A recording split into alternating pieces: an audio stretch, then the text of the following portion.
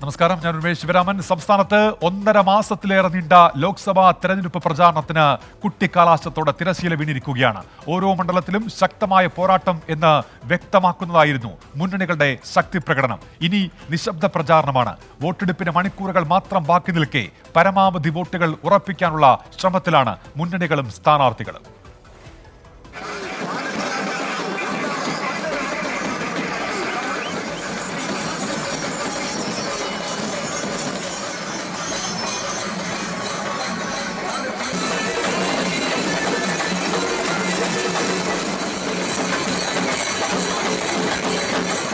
ആരോപണ പ്രത്യാരോപണങ്ങൾക്കും വാഗ്വാദങ്ങൾക്കും അവകാശവാദങ്ങൾക്കുമെല്ലാം തൽക്കാലം വിരാമം.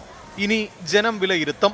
കത്തിക്കാളിയ വേനൽ ചൂടിലും ഊർജം ചോരാതിരുന്ന പ്രചാരണത്തിന് ആവേശക്കൊടുമുടിയിൽ പരിസമാപ്തി.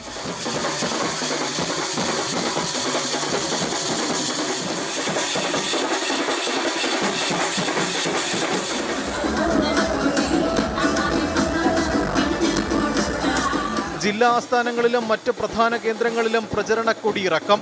സ്ഥാനാർത്ഥികളും പ്രവർത്തകരും സംഗമിച്ചതോടെ അന്തരീക്ഷം മാറി. പാട്ടും മുദ്രാവാക്യങ്ങളും താളമേളങ്ങളും മുഴങ്ങി. വർണ്ണക്കടലാസുകളും വർണ്ണ ബലൂണുകളും കാറ്റിൽ പാറി. വാനിൽ കൊടികൾ ഉയർന്നു.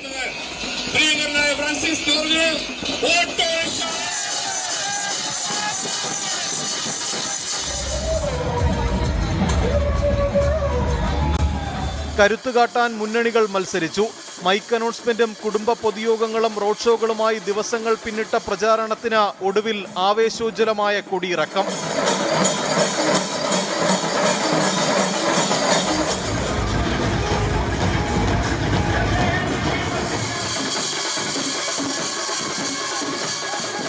ദേശീയ പ്രാദേശിക വിഷയങ്ങൾ ചർച്ചയായ നിർണായക തിരഞ്ഞെടുപ്പിൽ 20-20 സീറ്റും അവകാശപ്പെടുകയാണ് UDF-ഉം LDF-ഉം. അക്കൗണ്ട് തുറക്കുമെന്ന പ്രതീക്ഷയിൽ BJP-യും. നിശബ്ദ പ്രചരണത്തിലേക്ക് കടക്കുമ്പോൾ അടിയൊഴുക്കുകൾ അനുകൂലമാക്കാനുള്ള തത്രപ്പാടിലാണ് സ്ഥാനാർത്ഥികൾ. വിവിധ ബ്യൂറോകൾക്കൊപ്പം 24 തിരുവനന്തപുരം. സംസ്ഥാനത്ത് ലോക്സഭാ തെരഞ്ഞെടുപ്പ് പ്രചാരണം കൊട്ടിക്കലാശത്തോടെ സമാപിച്ചു. 40 ദിവസം നീണ്ട പ്രചാരണം തീരുമ്പോൾ കളം നിറഞ്ഞതിന്റെ ആത്മവിശ്വാസത്തിലാണ് മുന്നണികൾ. പലയിടത്തും കൊട്ടിക്കലാശം മുന്നണികളുടെ ശക്തി പ്രകടനമായി മാറി. നാളെ നിശബ്ദ പ്രചാരണമാണ്. കേരളം ഉൾപ്പെടെ 13 സംസ്ഥാനങ്ങളിലെ 89 മണ്ഡലങ്ങൾ വെള്ളിയാഴ്ച ബൂത്തിലെത്തും. കൊട്ടിക്കലാശത്തിനിടെ മലപ്പുറത്തും ഇടുക്കിയിലും പോലീസും പ്രവർത്തകരും തമ്മിൽ ഉന്തും തള്ളുമുണ്ടായി. കൽപ്പറ്റയിൽ LDF പ്രവർത്തകരും DMK പ്രവർത്തകരും തമ്മിൽ സംഘർഷമുണ്ടായി. LDF റാലിക്കിടയിലേക്ക് DMK പ്രവർത്തകർ വാഹനവുമായി എത്തിയതാണ് സംഘർഷത്തിന് കാരണമായത്. കാസർഗോഡ്, തൃശൂർ, തിരുവനന്തപുരം ജില്ലകളിൽ നിരോധനാജ്ഞ പ്രഖ്യാപിച്ചു. ഇന്ന് വൈകിട്ട് 6 മണി മുതൽ ശനിയാഴ്ച വൈകിട്ട് 6 വരെയാണ് നിരോധനാജ്ഞ. നമ്മൾ ഓരോ മണ്ഡലങ്ങളിലേക്കും പോകുന്നു. ആദ്യം ദീപക് ധർമ്മടമുണ്ട്. ദീപക് ധർമ്മടം തലശ്ശേരിയിൽ നിന്നാണ് തത്സമയം വിവരങ്ങളുമായി ചേരുന്നത്. ദീപക്, കൊട്ടിക്കലാശമായിരിക്കുന്നു. എന്തൊക്കെയാണ് നൽകാനുള്ള വിവരങ്ങൾ അവിടെ നിന്ന്? ആവേശത്തിന്റെ അലകടൽ തീർത്തായിരുന്നു പ്രചാരണത്തിന്റെ കൊട്ടിക്കലാശം. ഉന്മേഷ്, തലശ്ശേരിയിൽ ചരിത്രമുറങ്ങുന്ന, രാഷ്ട്രീയ ചരിത്രത്തിൽ തങ്കലിപികളിൽ എഴുതിയ നഗരമാണ് തലശ്ശേരി. ആ രാഷ്ട്രീയ നഗരത്തിലായിരുന്നു വടകര പാർലമെന്റ് മണ്ഡലത്തിന്റെ കൊട്ടിക്കലാശം. വടകരയിൽ സംഘർഷ സാധ്യതയുണ്ടെന്നുകൊണ്ട് വടകര നഗരത്തിൽ അത്തരത്തിലുള്ള കൊട്ടിക്കലാശം വേണ്ടെന്ന് പോലീസും രാഷ്ട്രീയ നേതാക്കളും കൂടി ചർച്ച ചെയ്ത് തീരുമാനിച്ചു. ഒടുവിൽ തലശ്ശേരിയിലേക്ക് എത്തി. തലശ്ശേരി പഴയ ബസ് സ്റ്റാൻഡിലായിരുന്നു ഇടതു മുന്നണിയുടെ കൊട്ടിക്കലാശം.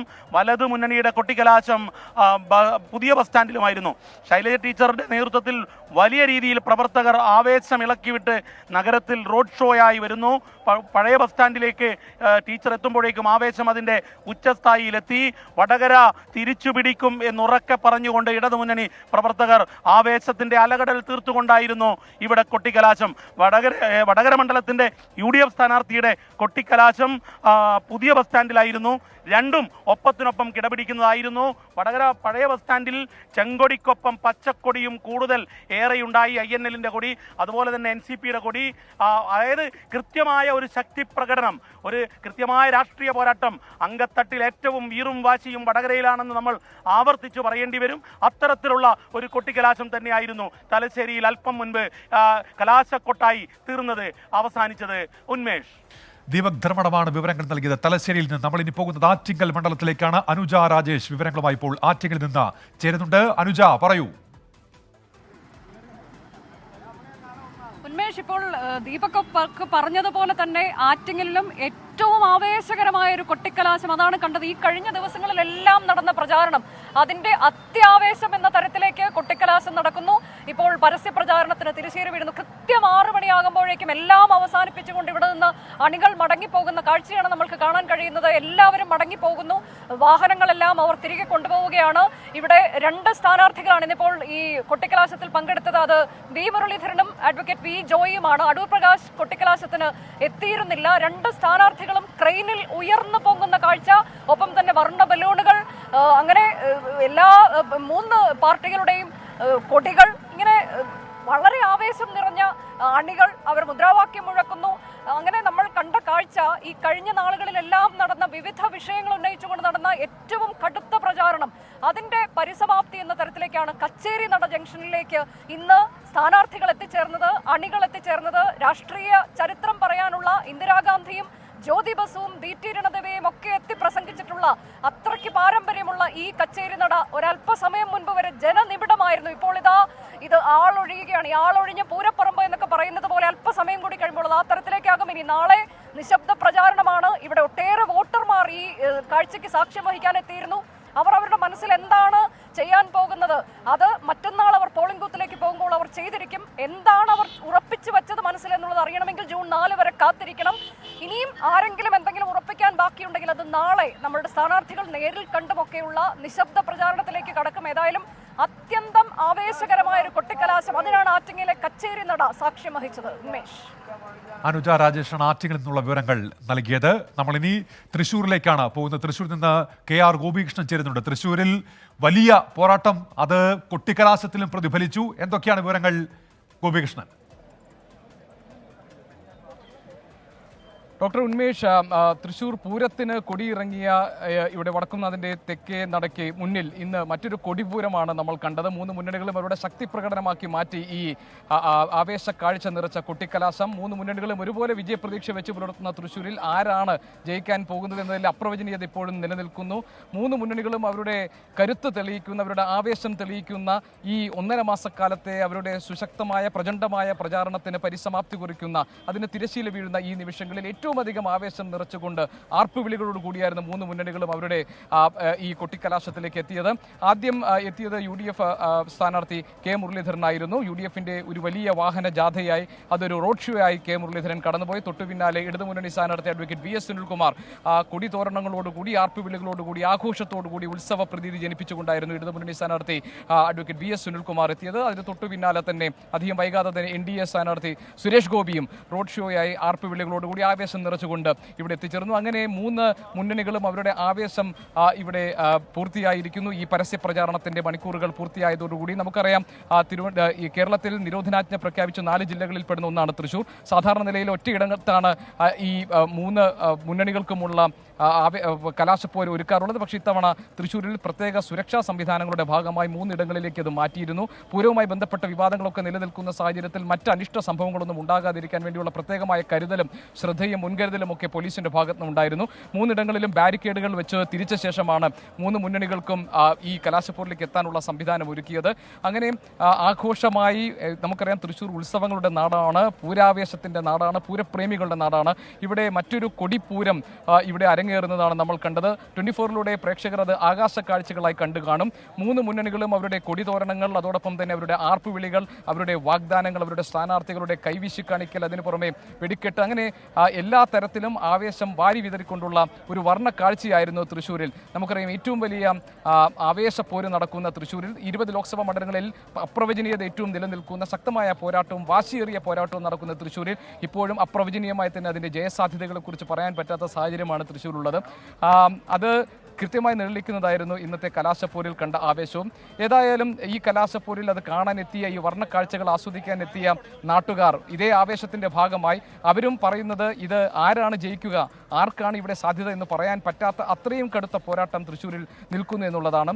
ഏതായാലും പൂരപ്രേമികൾക്ക് പൂരക്കാഴ്ച കണ്ട് ശീലിച്ച തൃശ്ശൂർക്കാർക്ക് പ്രധാനപ്പെട്ട ഒരു വാർത്തയിലേക്ക് പോകേണ്ടിയിരിക്കുന്നു. അരുൺരാജ് വിവരങ്ങളുമായി ചേരുന്നുണ്ട്. അവിടെ കുട്ടിക്കലാശത്തിനിടെ കരുനാഗപ്പള്ളി MLA മഹേഷിന് പരിക്കേറ്റതായിട്ടാണ് ഇപ്പോൾ അറിയാൻ കഴിയുന്നത്. അതിന്റെ വിവരങ്ങളുമായി അരുൺരാജ് ചേരുന്നുണ്ട്. അരുൺ, എന്താണ് സംഭവിച്ചത്? അരുൺ, ഈ കൊട്ടിക്കലാശത്തിന്റെ അവസാന മണിക്കൂറിലേക്ക് കാര്യങ്ങൾ എത്തുമ്പോഴാണ് കരുനാഗപ്പള്ളിയിൽ സംഘർഷമുണ്ടായത്. CPIMന്റെയും കോൺഗ്രസിന്റെയും പ്രവർത്തകർ പരസ്പരം കരുനാഗപ്പള്ളിയിൽ ഏറ്റുമുട്ടുകയായിരുന്നു. കരുനാഗപ്പള്ളി ഓച്ചിറ മേഖലയിൽ 3 ഇടത്ത് ഏറ്റുമുട്ടൽ ഇവർ തമ്മിൽ നടന്നു എന്നുള്ളതാണ് ലഭിക്കുന്ന വിവരം. ഒടുവിൽ പോലീസ് ആദ്യഘട്ടത്തിൽ ഇവരെ പിന്തിരിപ്പിച്ചു വിടാൻ ലാത്തിചാർജ് നടത്തിയെങ്കിലും ഈ പ്രവർത്തകർ പിന്തിരിഞ്ഞു പോയില്ല. കൂടി നിന്ന പ്രവർത്തകർ പിന്നീട് കല്ലെറിയുകയാണ് ഉണ്ടായത്. ഈ കല്ലേറിലാണ് CR മഹേഷിനും 4 പോലീസ് ഉദ്യോഗസ്ഥർക്കും പരിക്കേറ്റത്. കരുനാഗപ്പള്ളി CA അടക്കം 4 പോലീസ് ഉദ്യോഗസ്ഥർ കരുനാഗപ്പള്ളി താലൂക്ക് ആശുപത്രിയിൽ ഇപ്പോൾ ചികിത്സ തേടിയിരിക്കുകയാണ്. നിലവിൽ സംഘർഷം അയവ് വരുത്താൻ വേണ്ടി പോലീസ് 3 റൗണ്ട് ഈ കണ്ണീർ വാതകം പ്രയോഗിച്ചു എന്ന വിവരമാണ് കരുനാഗപ്പള്ളിയിൽ നിന്ന് ലഭിക്കുന്നത്. കഴിഞ്ഞ ദിവസം നടന്ന റോഡ് ഷോയുമായി ബന്ധപ്പെട്ടായിരുന്നു ഈ സംഘർഷം ഇന്ന് ഉണ്ടായത് എന്നുള്ളതാണ് മനസ്സിലാക്കാൻ കഴിയുന്നത്. നിലവിൽ പ്രവർത്തകരെ പല ഭാഗങ്ങളിലേക്കായി പോലീസ് തിരിച്ചുവിട്ടിരിക്കുകയാണ്. ഏതെങ്കിലും തരത്തിൽ ഇനി സംഘർഷം ഉണ്ടായാൽ കൂടുതൽ പ്രവർത്തകർക്ക് നടപടിയെടുക്കാൻ കൂടി പോലീസിന് തീരുമാനമെടുത്തു. ജില്ലയിലെ മറ്റ് സ്ഥലങ്ങളിൽ നിന്ന് കരുനാഗപ്പള്ളിയിലേക്ക് പോലീസിനെ ഇപ്പോൾ വിന്യസിക്കുകയും ചെയ്തിട്ടുണ്ട്. അരുണി, CR മഹേഷ് MLA പരിക്ക് സാരമുള്ളതാണോ?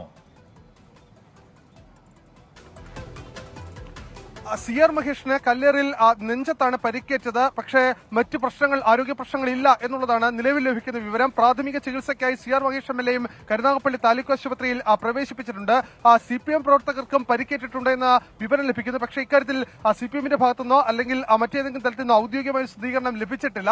ഇരു കൂട്ടരും പരസ്പരം സംഘടിച്ച് കല്ലെറിയുകയായിരുന്നു എന്നുള്ളതാണ് പോലീസ് നൽകുന്ന വിശദീകരണം. നമുക്ക് ആ ദൃശ്യങ്ങൾ കാണാം. പോലീസ് നിരവധിയായ തവണ ഈ പ്രവർത്തകരെ പിരിച്ചുവിടാൻ ശ്രമിക്കുന്നുണ്ട്. പക്ഷേ ഈ സംഘർഷം കൂടുതൽ കടുത്തതോടെയാണ് MLA അടക്കമുള്ളവർ ഈ റോഡിലേക്ക് ഇറങ്ങി ഈ പ്രവർത്തകരെ പിന്തിരിപ്പിക്കാൻ ശ്രമിച്ചത്. അതോടെ പ്രതിഷേധം രൂക്ഷമാവുകയായിരുന്നു. നമ്മൾക്ക് കാണാൻ കഴിയുന്നുണ്ട് CR മഹേഷ് ആശുപത്രി, അദ്ദേഹം ചികിത്സ തേടുന്നുണ്ട്. ആ ദൃശ്യങ്ങൾ കൂടി ഇപ്പോൾ നമ്മൾ പ്രേക്ഷകരിലേക്ക് എത്തിക്കുന്നുണ്ട്. അരുൺ, തുടർന്നോളൂ. ആ ദൃശ്യങ്ങൾ തന്നെ വ്യക്തമാണ്. CR മഹേഷ് ആദ്യഘട്ടത്തിൽ ഈ സംഘർഷം ഉണ്ടായതിന് പിന്നാലെ CR മഹേഷ് ഈ പ്രവർത്തകരെ പിന്തിരിപ്പിക്കാനാണ് CR മഹേഷ് MLA അടക്കമുള്ളവർ കരുനാഗപ്പള്ളി സെന്ററിലേക്ക് എത്തുന്നത്. അവിടെ വെച്ചാണ് കല്ലേറ് ഉണ്ടാകുന്നത്. ഇരുവിഭാഗവും ഇരു സൈഡുകളിൽ, അതായത് നേരത്തെ നിശ്ചയിച്ച സ്ഥലങ്ങളിൽ സംഘടിച്ചു നിന്നുകൊണ്ട് പരസ്പരം കല്ലെറിയുകയായിരുന്നു. അത് മുൻകൂട്ടി തന്നെ ഒരു തീരുമാനിച്ചുള്ള പ്രകോപനമായിരുന്നു, അല്ലെങ്കിൽ ഇത്തരം സംഘർഷമായിരുന്നു എന്നുള്ളതാണ് പോലീസ് മനസ്സിലാക്കുന്നത്. കാരണം ഇന്നലെ നടന്ന റോഡ് ഷോ അത് പല മേഖലയിലും ഈ തമ്മിൽ വാക്കുതർക്കമടക്കം ഉണ്ടായ സാഹചര്യം ഉണ്ടായി. ഇതിന് പിന്നാലെയാണ് ഓച്ചിറ മുതൽ കരുനാഗപ്പള്ളി വരെ 3 ഇടത്ത് സമാനപരമായ രീതിയിൽ CPIMന്റെയും കോൺഗ്രസിന്റെയും പ്രവർത്തകർ പരസ്പരം സംഘടിച്ച് കല്ലേറ് നടത്തുകയും കയ്യാങ്കളി നടത്തുകയും ചെയ്തത്. ഈ സംഘർഷത്തിൽ 4 പോലീസ് ഉദ്യോഗസ്ഥർക്ക് പരിക്കുണ്ട്. കരുനാഗപ്പള്ളി CA അടക്കമുള്ളവർക്ക് പരിക്കുണ്ട്.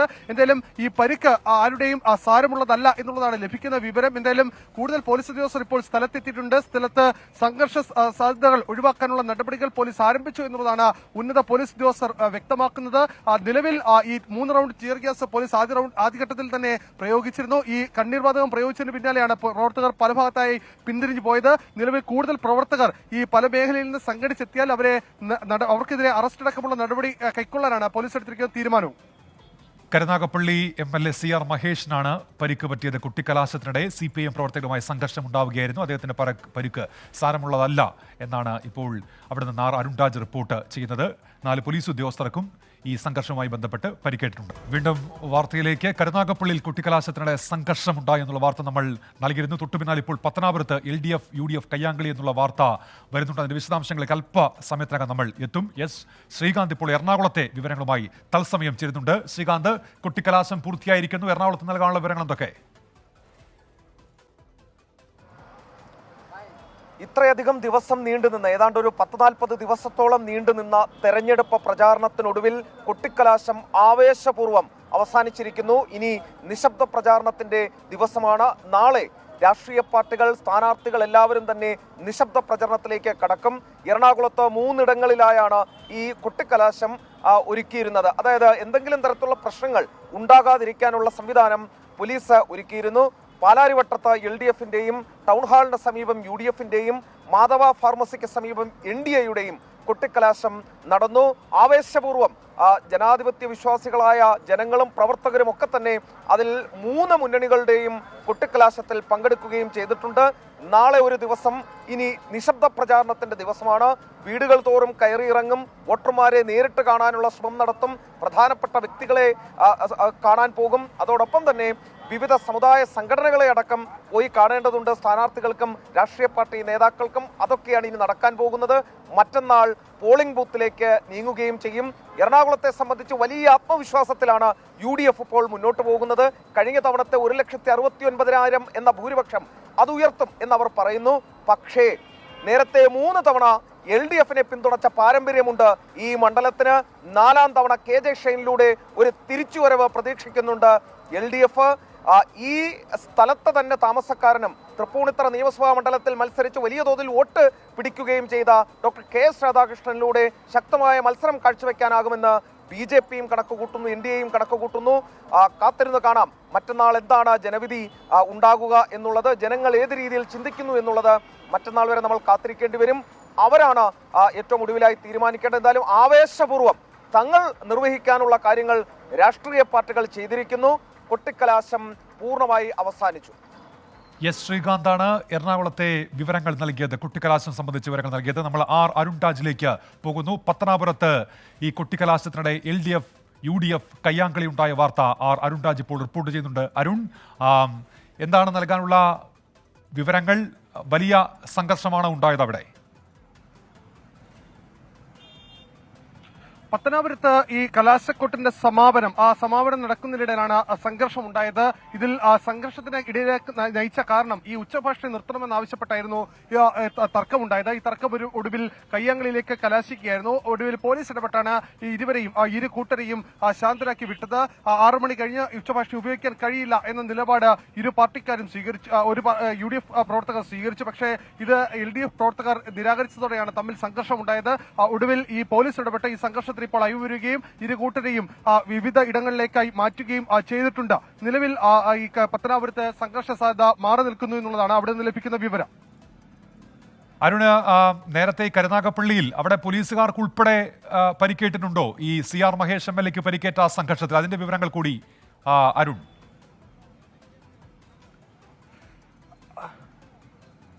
ഉന്മേഷ്, കല്ലേറിൽ സീനിയർ സിവിൽ പോലീസ് ഓഫീസർ ഹാഷിമിന് തലയ്ക്ക് ഗുരുതരമായി പരിക്കേറ്റിട്ടുണ്ട്. 5 സ്റ്റിച്ച് ഈ പോലീസ് ഉദ്യോഗസ്ഥന്റെ തലയ്ക്കുണ്ട് എന്നുള്ളതാണ് നിലവിൽ ലഭിക്കുന്ന വിവരം. ഈ CPM പ്രവർത്തകർ നടത്തിയ കല്ലേറിലാണ് പരിക്കേറ്റത് എന്നുള്ള വിവരം കൂടി പുറത്തേക്ക് ലഭിക്കുന്നുണ്ട്. CI ഉൾപ്പെടെ 4 പോലീസ് ഉദ്യോഗസ്ഥർക്കാണ് പരിക്കേറ്റത്. അതിൽ ഒരു പോലീസ് ഉദ്യോഗസ്ഥന്റെ ദൃശ്യങ്ങൾ തന്നെ വ്യക്തമാണ്. ഈ തലയിൽ ആഴത്തിലുള്ള മുറിവ് ഏറ്റിട്ടുണ്ട്. 5 സ്റ്റിച്ചാണ് ഈ പോലീസ് ഉദ്യോഗസ്ഥനുള്ളത്. കരുനാഗപ്പള്ളി പോലീസ് സ്റ്റേഷനിലെ സീനിയർ സിവിൽ പോലീസ് ഓഫീസർ ഹാഷിമിനാണ് തലയിൽ ഗുരുതരമായി പരിക്കേറ്റത്. ഈ കരുനാഗപ്പള്ളിയിലും പത്തനാപുരത്തും രണ്ടിടത്തും നിലവിൽ സ്ഥിതിഗതികൾ ശാന്തമല്ലേ? തീർച്ചയായും നിലവിൽ ഈ പോലീസിന്റെ ഭാഗത്തുനിന്ന് ഇടപെടൽ ഉണ്ടായിട്ടുണ്ട്. കരുനാഗപ്പള്ളിയിൽ അവസാന നിമിഷം ഈ പോലീസ് ടിയർ ഗ്യാസ് പ്രയോഗിച്ചതിന് പിന്നാലെ പിന്തിരിഞ്ഞു പോയ പ്രവർത്തകർ, അത് കോൺഗ്രസിന്റെയും BJPയുടെയും CPMന്റെയും പ്രവർത്തകർ പരസ്പരം ഈ ഫ്ലെക്സ് ബോർഡുകൾ അടക്കം നശിപ്പിച്ചു എന്ന വിവരം കൂടി ഇപ്പോൾ പുറത്തേക്ക് വരുന്നുണ്ട്. എന്തായാലും കരുനാഗപ്പള്ളിയിൽ സംഘർഷത്തിന് വലിയ രീതിയിൽ സംഘർഷം പോയിരുന്നു. പോലീസിന്റെ കൈവിട്ട് ഈ പ്രവർത്തകർ വലിയ രീതിയിൽ പരസ്പരം പോർവിളിക്കുകയും സംഘടിക്കുകയും കയ്യാങ്കളിയിലേക്ക് എത്തുകയും ചെയ്യുന്ന സാഹചര്യം അടക്കമുണ്ടായി എന്നുള്ളതാണ് അവിടെ നിന്ന് ലഭിക്കുന്ന വിവരങ്ങൾ സൂചിപ്പിക്കുന്നത്. നിലവിൽ പ്രവർത്തകർക്ക് ആർക്കെങ്കിലും പരിക്ക് ഉണ്ട് എന്ന കാര്യത്തിൽ വ്യക്തതയില്ല. പക്ഷേ ഈ 4 പോലീസ് ഉദ്യോഗസ്ഥർക്ക് പരിക്കുണ്ട്. അതിൽ ഒരു പോലീസ് ഉദ്യോഗസ്ഥന്റെ പരിക്ക് സാരമുള്ളതാണ് എന്നുള്ളതാണ് വിവരം. പത്തനാപുരത്തും കരുനാഗപ്പള്ളിയിലും ഇപ്പോൾ നിലവിൽ സംഘർഷത്തിന് അയവന്നിരിക്കുന്നു. പോലീസിന്റെ നിയന്ത്രണത്തിലാണ് 2 സ്ഥലങ്ങളും ഇപ്പോൾ നിലവിലുള്ളത്. ശരി അരുൺ രാജാണ് വിവരങ്ങൾ നൽകിയത്. കൊട്ടിക്കലാശവുമായി ബന്ധപ്പെട്ട് കൊല്ലത്ത് പത്തനാപുരത്തും കരുനാഗപ്പള്ളിയിലുമാണ് സംഘർഷാവസ്ഥയുണ്ടായത്. നിലവിൽ സ്ഥിതിഗതികൾ ശാന്തമാണ്. CR മഹേഷ് MLAക്ക് പരിക്കേറ്റിട്ടുണ്ട്. കരുനാഗപ്പള്ളിയിലുണ്ടായ സംഘർഷവുമായി ബന്ധപ്പെട്ട് വിഷ്ണു ഇപ്പോൾ ഒരു ആശ്വാസ വാർത്ത റിപ്പോർട്ട് ചെയ്യുന്നുണ്ട്. യമനിലെത്തിയ നിമിഷപ്രിയയുടെ മാതാവിന് നിമിഷപ്രിയയെ കാണാൻ കഴിഞ്ഞു. സനയിൽ ജയിലിലെത്തിയാണ് കണ്ടത്. ഒരുമിച്ച് ഭക്ഷണം കഴിച്ചു. 12 വർഷത്തിന് ശേഷമാണ് നിമിഷപ്രിയയെ മാതാവിനെ കാണാൻ കഴിഞ്ഞത് എന്നുള്ള വാർത്ത വിഷ്ണു സുരേഷ് ഇപ്പോൾ റിപ്പോർട്ട് ചെയ്യുന്നുണ്ട്. ഒരു ആശ്വാസ വാർത്ത യമനിൽ നിന്ന് വരുന്നു. നമ്മൾ വീണ്ടും ഈ കുട്ടിക്കലാശ വിവരങ്ങളിലേക്ക് പോകുന്നു. S ശ്യാംകുമാർ ആലത്തൂരിൽ നിന്ന് ഇപ്പോൾ വിവരങ്ങളുമായി ചേരുന്നുണ്ട്. ശ്യാം, അവിടെ ഈ കുട്ടിക്കലാശത്തിന്റെ സമയം കഴിഞ്ഞിട്ടും പ്രവർത്തകർ പിരിഞ്ഞു പോയിരുന്നില്ലല്ലോ. എന്തായിരുന്നു കാരണം? എന്തെങ്കിലും തർക്കങ്ങൾ ഉണ്ടായിരുന്നു? എന്തൊക്കെയാണ് വിവരങ്ങൾ ശ്യാംകുമാർ?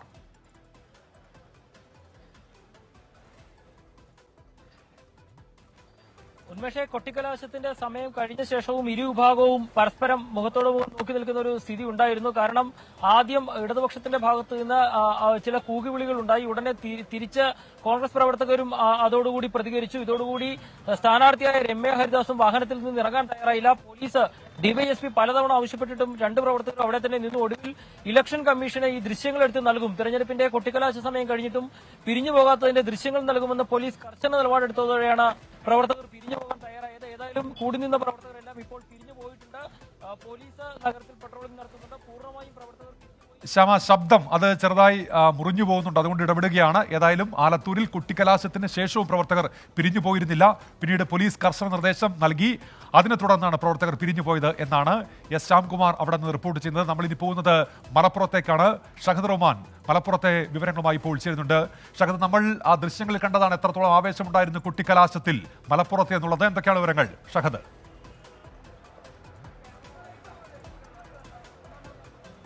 ഉന്മേഷ, വലിയ ആവേശമായിരുന്നു മലപ്പുറത്തെ കുട്ടിക്കലാശത്തിന് എന്ന് വേണം പറയാൻ. അതോടൊപ്പം അതായത് ഒരു ഭാഗത്ത് കുട്ടിക്കലാശം പുരോഗമിക്കുമ്പോൾ മറുഭാഗത്ത് അടിയോടടി എന്ന് വേണം ഒരു തലത്തിൽ പറയാൻ എന്ന് വേണം. കാരണം ആദ്യഘട്ടത്തിൽ ഏകദേശം 3:30 മണിയോടുകൂടി BJP പ്രവർത്തകരാണ് ആദ്യഘട്ടത്തിൽ കുട്ടിക്കലാശത്തിന് തുടക്കം കുറിച്ചത്. പിന്നീട് പുറകെ വന്നത് LDF-ഉം ഒപ്പം തന്നെ UDF പ്രവർത്തകരും, അതായത് ലീഗ് പ്രവർത്തകരും കൂടിയായിട്ടാണ് ഈ ഞാൻ ഇപ്പോൾ നിൽക്കുന്ന മലപ്പുറം കുന്നുമ്മലിലേക്ക് വന്നിട്ടുണ്ടായിരുന്നത്.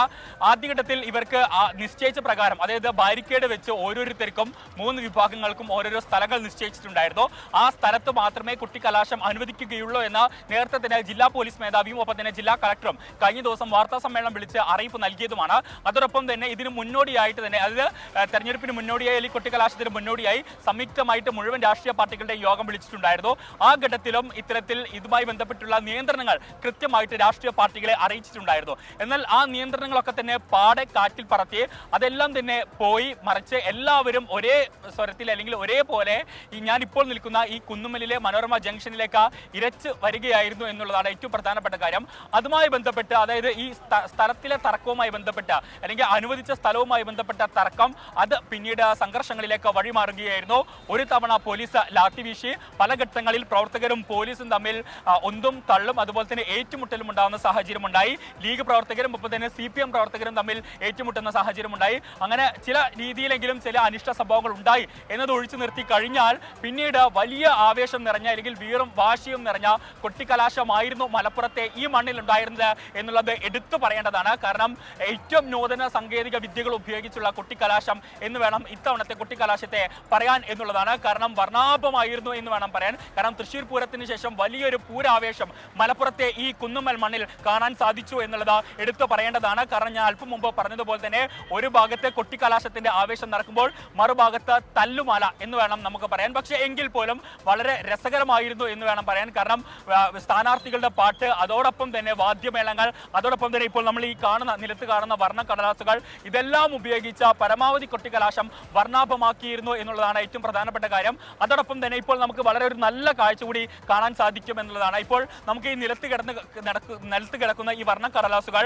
ഇതിപ്പോൾ, അതായത് ഈ റോഡാകെ അല്ലെങ്കിൽ ഈ കുന്നുമ്മൽ ജംഗ്ഷൻ ആകെ ഇപ്പോൾ വാരി വിതറി കിടക്കുകയാണ്. കാരണം വിവിധ പാർട്ടികളുടെയും അല്ലെങ്കിൽ വിവിധ സ്ഥാനാർത്ഥികളുടെയും നേതൃത്വത്തിൽ ഇത്തരത്തിൽ ഇത് സംഘടിപ്പിച്ചിട്ടുണ്ടായിരുന്നു. ഇപ്പോൾ അത് ലീഗ് പ്രവർത്തകരുടെ നേതൃത്വത്തിൽ ഇത്തരത്തിൽ ക്ലീൻ ചെയ്യുന്ന പ്രവൃത്തിയാണ് നമുക്ക് കാണാൻ സാധിക്കുന്നത്. കാരണം കൂടുതൽ പ്രവർത്തകർ ഇവിടേക്ക് എത്തി ചൂലുകൊണ്ടും അതുമറ്റും ഈ നഗരത്തിലുള്ള ഈ കടലാസുകൾ, ഈ വർണ്ണ കടലാസുകൾ വാരി അല്ലെങ്കിൽ കോരി അത് യഥായിഷ്ടം മറ്റൊരു ഭാഗത്തേക്ക് നിക്ഷേപിക്കാനുള്ള തയ്യാറെടുപ്പിലാണ്. കാരണം ഈ മലപ്പുറം കുന്നുമ്മൽ ജംഗ്ഷൻ ആകെ ഇത്തരത്തിൽ ഈ വർണ്ണ കടലാസുകൾ വാരി വിതറിയിട്ടുണ്ട്, അല്ലെങ്കിൽ ഈ ആഘോഷത്തിന്റെ ഭാഗമായി വാരി വിതറിയിട്ടുണ്ട്. അത് ഈ ലീഗ് പ്രവർത്തകരുടെ നേതൃത്വത്തിൽ ഇവിടെ ക്ലീൻ ചെയ്യുന്ന പ്രവൃത്തിയും ഒരു ഭാഗത്ത് നടക്കുന്നുണ്ട്. തമിഴ്നാട്ടിൽ നിന്ന് ഉൾപ്പെടെ പോലീസുകാർ ഇവിടേക്ക് വന്നിട്ടുണ്ടായിരുന്നു. ഇപ്പോൾ നിൽക്കുന്ന നമ്മൾ ഈ സ്റ്റാറ്റ്യൂ കാണുന്ന ഈ ഭാഗത്ത് അല്ലെങ്കിൽ ഇതിന് മുകളിൽ ഒരു അഭ്യാസ പ്രകടനവും നമ്മൾ കണ്ടിട്ടുണ്ടായിരുന്നു. കാരണം 3 പാർട്ടിക്കാരുടെയും കൊടി ഇതിന് മുകളിൽ കെട്ടിയിട്ടുണ്ടായിരുന്നു അല്ലെങ്കിൽ കയറ്റിയിട്ടുണ്ടായിരുന്നു. അത് വീശുന്ന ഒരു കാഴ്ച നമുക്ക് കാണാൻ സാധിച്ചു. എന്നാൽ കൊടി വീശാൻ അതിന് മുകളിൽ കയറരുത് എന്ന ജില്ലാ പോലീസ് നിർദ്ദേശം നൽകി. തുടർന്ന് ഉടൻ തന്നെ തമിഴ്നാട് പോലീസിലെ ഒരു ഉദ്യോഗസ്ഥൻ ഇത്തരത്തിൽ ഇതിന്റെ മുകളിൽ കയറി 3 പ്രവർത്തകരുടെയും കൊടി താഴേക്ക് അഴിച്ചു മാറ്റാനുള്ള ശ്രമം നടത്തി. എന്നാൽ ഏതായാലും മലപ്പുറത്തും ആവേശം കൊട്ടിക്കലാശത്തിൽ. ഷഹദ് റഹ്മാനാണ് വിവരങ്ങൾ നൽകിയത്. നമ്മളിനി പോകുന്നത് വയനാട്ടിലേക്കാണ്. സുർജിത്ത് അയ്യപ്പത്ത് വിവരങ്ങളുമായി ഇപ്പോൾ ചേരുന്നുണ്ട് വയനാട്ടിൽ നിന്നും. സുർജിത്ത്, അവസാന ദിനം UDF ക്യാമ്പൻ ആവേശം പകർന്ന് പ്രിയങ്കാ ഗാന്ധിയും ഇന്ന് മണ്ഡലത്തിലുണ്ടായിരുന്നുവല്ലോ. കുട്ടിക്കലാശ വിശേഷങ്ങൾ എന്തൊക്കെ?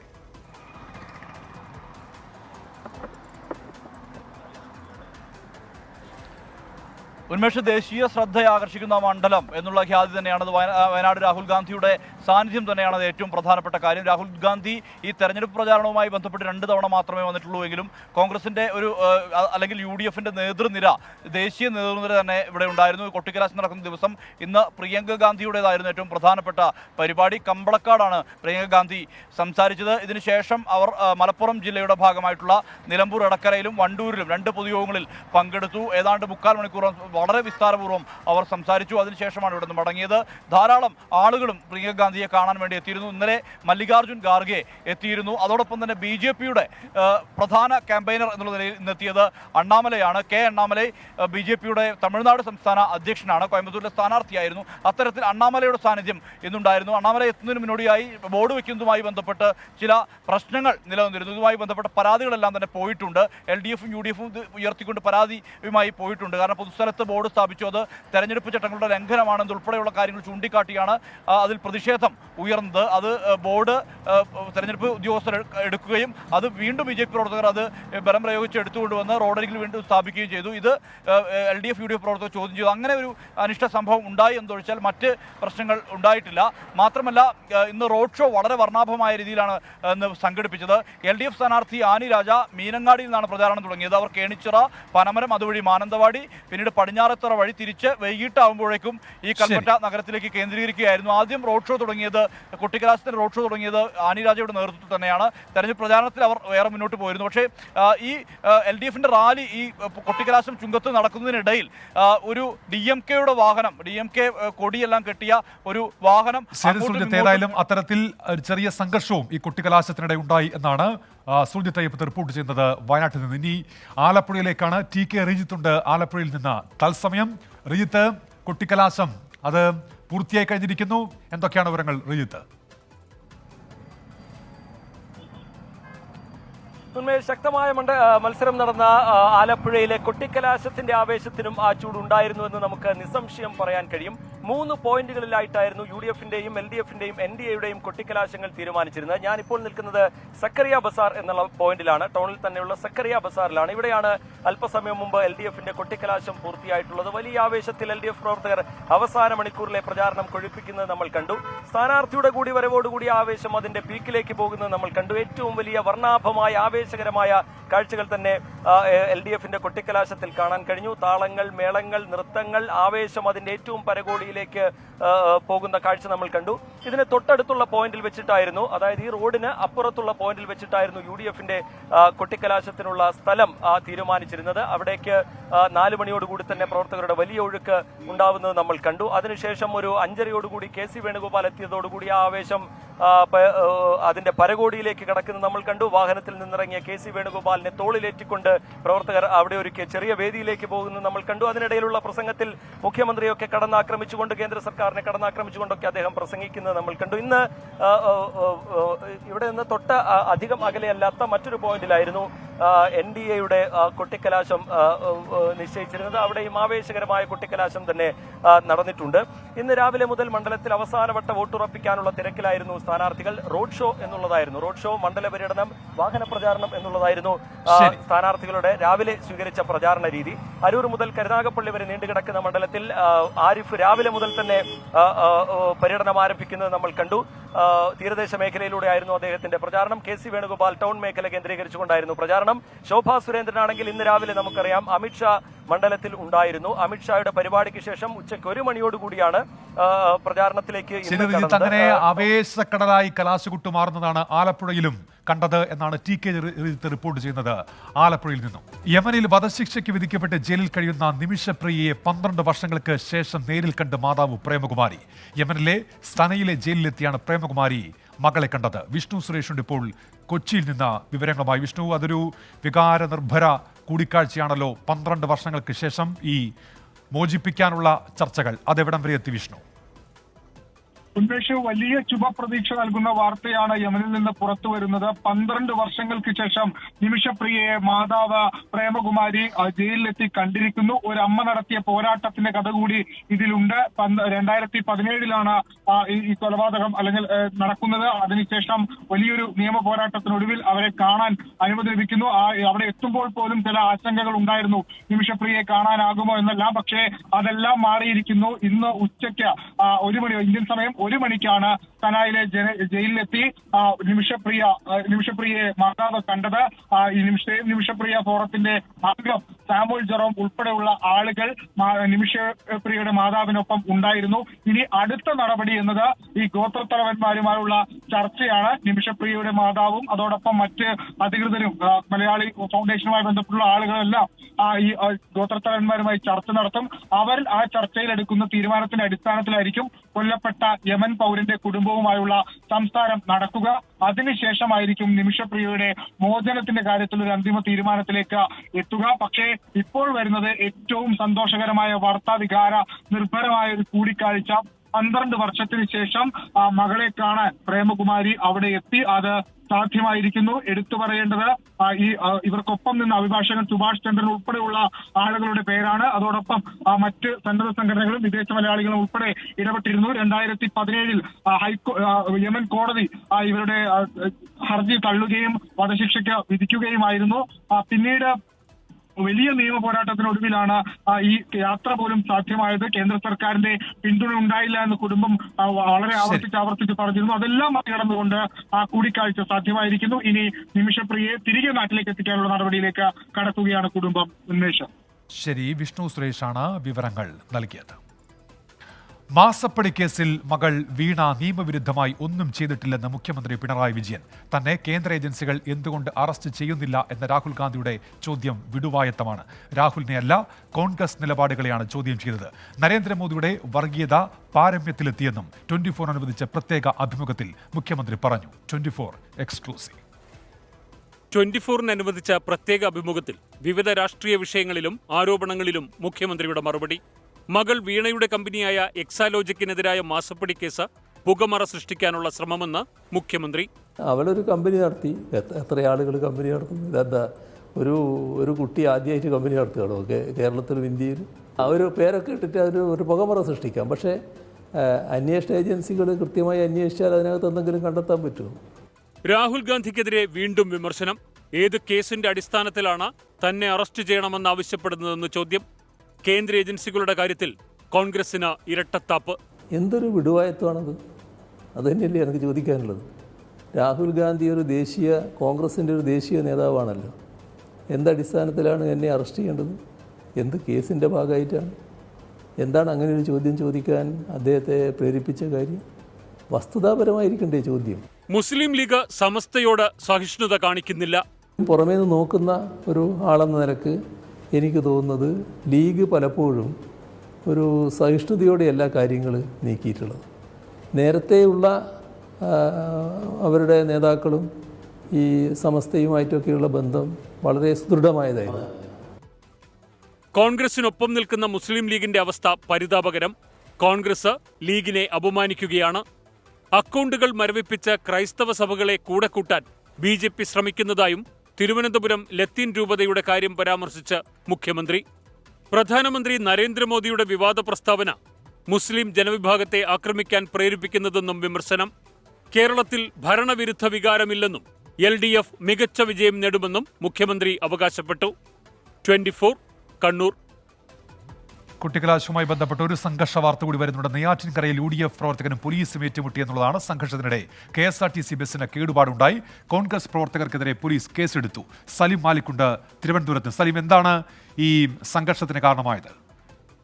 ഉന്മേഷ്, കൊട്ടിക്കലാശത്തിനിടെ ഈ യൂത്ത് കോൺഗ്രസിന്റെയും അവിടെ സമീപത്ത് ഈ ബ്ലോക്കിൽപ്പെട്ട് കിടന്നിരുന്ന ഒരു KSRTC ബസ്സിൽ കയറി അവരുടെ ആവേശ പ്രകടനം നടത്തിയിരുന്നു. അതിനിടയിൽ ഈ KSRTC ബസ്സിന് കേടുപാട് സംഭവിച്ചു. ചെറിയ രീതിയിൽ കേടുപാട് സംഭവിച്ചതിനെ തുടർന്ന് പോലീസ് ആ ബസ്സിൽ നിന്ന് പ്രവർത്തകരോട് മാറാൻ പറഞ്ഞതാണ് വാക്കേറ്റത്തിന് കാരണമായത്. അതിന് പിന്നാലെ ആ വാക്കേറ്റം ഒരു വലിയ സംഘർഷത്തിലേക്ക് മാറുകയായിരുന്നു. പോലീസ് പറയുന്നത് നെയ്യാറ്റിൻകരയിലെ കോൺഗ്രസ് കൗൺസിലർ സജിൻലാല് അവിടുത്തെ നെയ്യാറ്റിൻകര പോലീസിനെ കയ്യേറ്റം ചെയ്തു എന്നാണ് പറയുന്നത്. എന്തായാലും അതിന് തൊട്ടു പിന്നാലെയാണ് പോലീസ് ലാത്തി വീശിയത്. പ്രവർത്തകർക്ക് നേരെ പോലീസ് ലാത്തി വീശുകയും തിരിച്ച് പ്രവർത്തകർ പ്രതിരോധിക്കുകയും ചെയ്യുന്ന ഒരു സാഹചര്യം ഉണ്ടായി. അതിനുശേഷം വലിയ നിലയിൽ പ്രവർത്തകരുമായുള്ള ഒരു സംഘർഷത്തിന് ശേഷം അവരെ പിരിച്ചുവിടുകയായിരുന്നു ചെയ്തത്. കോൺഗ്രസ് പ്രവർത്തകർക്കെതിരെ പോലീസ് കേസെടുത്തിട്ടുണ്ട്. ഉന്മേഷ്. സലിം മാലിക്കാണ് വിവരങ്ങൾ നൽകിയത്. നെയ്യാറ്റിൻകരയിൽ യൂത്ത് കോൺഗ്രസ് പ്രവർത്തകരും പോലീസും തമ്മിലാണ് അവിടെ ചെറിയ സംഘർഷാവസ്ഥ ഉണ്ടായത്. ഇപ്പോൾ ഇതിന് തൊട്ടു പിന്നാലെ പോലീസ് കേസെടുക്കുകയും ചെയ്തിട്ടുണ്ട് എന്നാണ് സലിം മാലിക് റിപ്പോർട്ട് ചെയ്യുന്നത്. വീണ്ടും വാർത്തയിലേക്ക്. കോൺഗ്രസ് പ്രകടന പത്രികയ്ക്കെതിരെ വിമർശനം തുടർന്ന് പ്രധാനമന്ത്രി നരേന്ദ്രമോദി. മതാടിസ്ഥാനത്തിൽ സംവരണം നൽകി വോട്ട് ബാങ്കിനെ സന്തോഷിപ്പിക്കാനാണ് കോൺഗ്രസ് ശ്രമിക്കുന്നത് എന്നായിരുന്നു അദ്ദേഹത്തിന്റെ പ്രതികരണം. വിശദാംശങ്ങളുമായി ഇപ്പോൾ ബൽറാം നെടുങ്ങാടി ചേരുന്നുണ്ട് ഡൽഹിയിൽ നിന്ന്. മുൻപ് അദ്ദേഹത്തിന്റെ പ്രധാനമന്ത്രിയുടെ പ്രതികരണത്തിലേക്ക്. उनका मैनिफेस्टो आया उसी दिन मैंने कह दिया था, आज नहीं कह रहा हूं, उसी दिन कहा था कि कांग्रेस का मैनिफेस्टो पर मुस्लिम लीग की छाप है. ബൽറാം നെടുങ്ങാടിയുണ്ട് ഇപ്പോൾ ഡൽഹിയിൽ നിന്ന്. ബൽറാം, ഈ രാജസ്ഥാനിൽ നടത്തിയ വിദ്വേഷ പരാമർശമാണ്, അത് അദ്ദേഹം പിൻവലിക്കുന്നില്ല, ആവർത്തിക്കുകയാണല്ലോ ബൽറാം?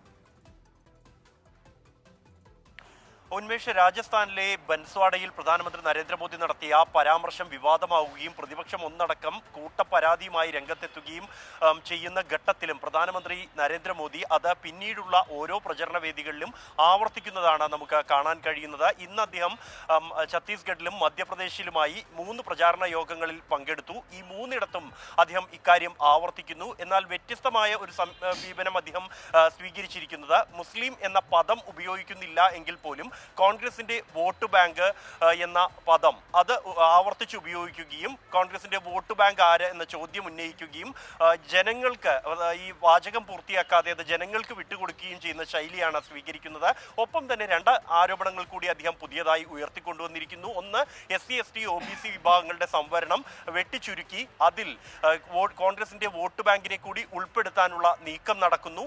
അങ്ങനെ സംവരണം കവർന്ന് ദളിത് ആദിവാസി വിഭാഗങ്ങളെ വഞ്ചിക്കുകയാണ് കോൺഗ്രസ് എന്നുള്ളതാണ് ഒരു ആരോപണം. മറ്റൊരു ആരോപണം ഉന്നയിക്കുന്നത് പരമ്പരാഗത സ്വത്തിന് നികുതി ഏർപ്പെടുത്താൻ കോൺഗ്രസ് പദ്ധതിയുണ്ട് എന്നും ഇത്തരത്തിൽ നിങ്ങളുടെ പരമ്പരാഗതമായി മാതാപിതാക്കൾ തന്ന സ്വത്തുക്കൾ ഉൾപ്പെടെ കവരാനാണ് കോൺഗ്രസിന്റെ നീക്കമെന്നും അതിനെ എതിർക്കണമെന്നും പ്രധാനമന്ത്രി തുടർച്ചയായി ഇന്നത്തെ 3 പ്രചാരണ യോഗങ്ങളിലും ആവർത്തിച്ചു. ഇക്കാര്യം നിഷേധിച്ച് കോൺഗ്രസ് നേതാവ് ജയറാം രമേശ് രംഗത്ത് വന്നിട്ടുണ്ട്. 2014 ജയന്ത് സിൻഹ, അന്നത്തെ 1ാം മോദി സർക്കാരിലെ ധനസഹമന്ത്രിയായിരുന്ന ജയന്ത് സിൻഹയാണ് ഇതിന് നീക്കം നടത്തിയതെന്നാണ് ജയറാം രമേശിന്റെ പ്രതികരണം. ശരി, ബൽറാം നെടുങ്ങാടി ഡൽഹിയിൽ നിന്ന്. ജാതി സെൻസസ് തന്റെ ജീവിത ലക്ഷ്യമെന്ന് രാഹുൽ ഗാന്ധി. ഇന്ത്യ സഖ്യം സർക്കാർ ഉണ്ടാക്കിയാൽ ആദ്യ പരിഗണന ജാതി സെൻസസിനായിരിക്കും. കോൺഗ്രസിന്റെ വിപ്ലവ തീരുമാനങ്ങളിൽ ഏറ്റവും ഒടുവിലത്തേതാണ് ജാതി സെൻസസ് എന്നും രാഹുൽ ഗാന്ധി പറഞ്ഞു. ये मेरे लिए अब राजनीतिक मुद्दा नहीं है, ये आप बात समझ लीजिए. ये अब मेरा लाइफ का मिशन है.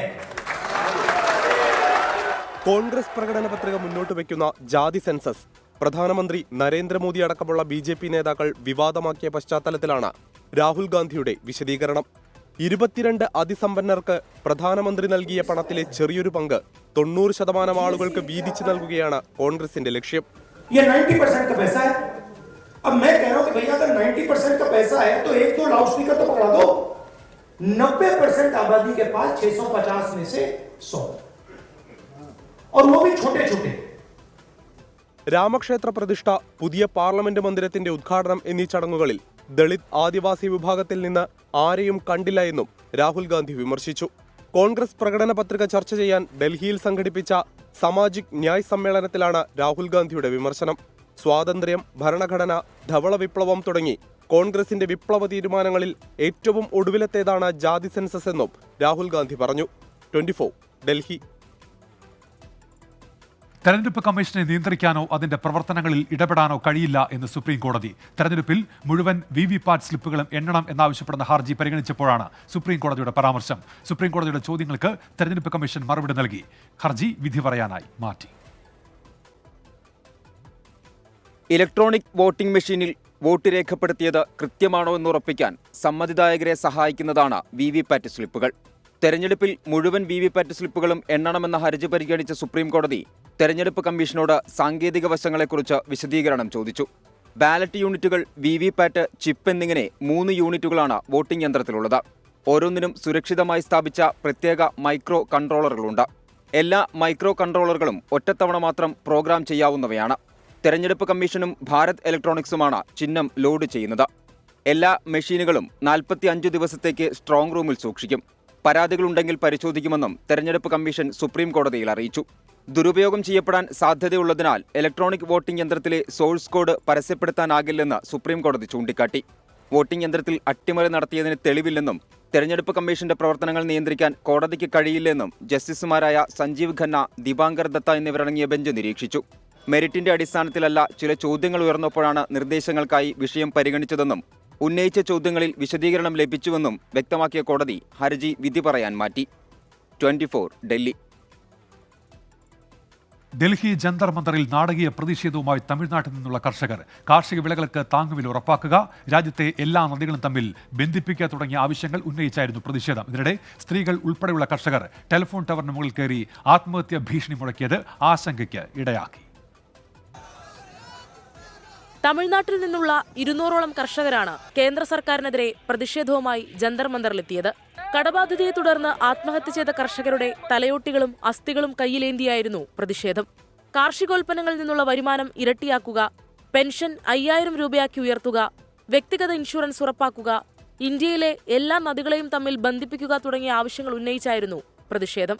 ആവശ്യങ്ങൾ അംഗീകരിച്ചില്ലെങ്കിൽ ലോക്സഭാ തെരഞ്ഞെടുപ്പിൽ പ്രധാനമന്ത്രി നരേന്ദ്രമോദിക്കെതിരെ വാരണാസി മണ്ഡലത്തിൽ മത്സരിക്കുമെന്നും കർഷകർ വ്യക്തമാക്കി. இந்த மோடி ஐயாவுடைய கடமை, ஆனா மோடி ஐயா செய்ய மாட்டேங்கிறாரு. அழுதப்புள்ளதான் பால் குடிக்குன்னு சொல்லுவாங்க, தட்டினா தான் ராத்திரில பொண்டாட்டியோட கதை துறப்பான்னு சொல்லுவாங்க. அது போல நாங்க இப்ப அழுதுகிட்டு இருக்கோம்.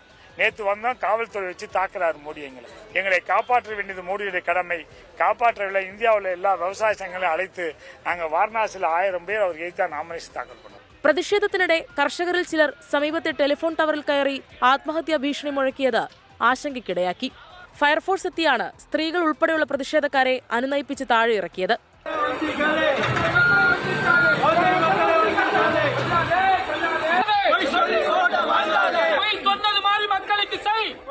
ആവശ്യങ്ങൾ അംഗീകരിക്കുന്നതുവരെ പ്രതിഷേധം ശക്തമാക്കാനാണ് കർഷകരുടെ തീരുമാനം.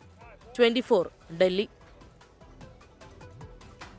തെരഞ്ഞെടുപ്പ് ബഹിഷ്കരിക്കണമെന്ന ആഹ്വാനവുമായി വയനാട്ടിൽ മാവോയിസ്റ്റ് സംഘം. ജനങ്ങൾ എതിർപ്പറിയിച്ചതോടെ മാവോയിസ്റ്റുകൾ വനമേഖലയിലേക്ക് പിൻവാങ്ങി.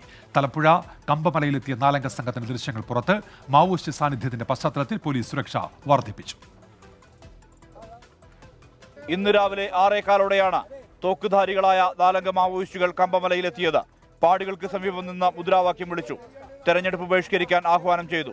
എന്നാൽ ആളുകൾ എതിർപ്പറിയിച്ചതോടെ സംഘം വനത്തിനകത്തേക്ക് പിൻവാങ്ങി. 4 ആൾ യൂണിഫോം ഉണ്ടായിരുന്നു, തോക്കുണ്ടായിരുന്നു. അവര് വോട്ട് ചെയ്യാൻ പാടില്ല, പിന്നെ അവിടുത്തെ ഹോസ്പിറ്റൽസ് ശരിയാക്കിയില്ല, അതൊക്കെ ശരിയാക്കണം എന്ന് പറഞ്ഞാണ് അവർ പറഞ്ഞത്.